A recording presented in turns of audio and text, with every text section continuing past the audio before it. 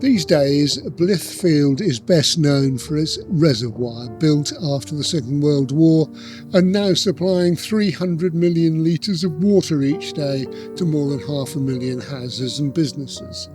Beneath those waters is most of a 650-acre estate, once owned by one of the longest established families in England.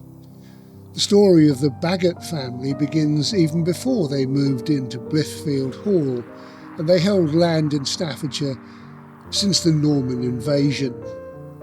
Another great conflict, the Civil War, saw them bag a baronetcy as Royalists after the Restoration, and various barons have been MPs, admirals and bishops down the centuries.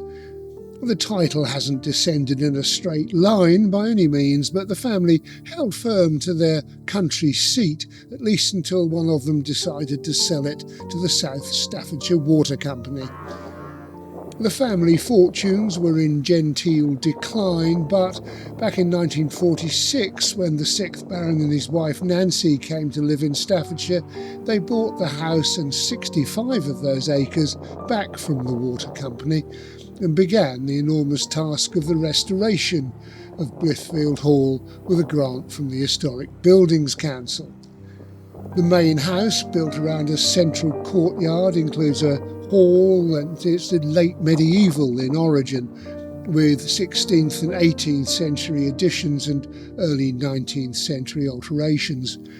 The building was converted to 4 separate houses, and the Bagot family still owns and lives in one part, which includes that main hall, and the other buildings have been sold as residences. The whole hall is Grade 1 listed and has been described as one of the oldest castles in England. Most of us will only see the buildings from a distance across the reservoir as we spot visiting birds, fish for trout, sail or simply enjoy the walks and the views.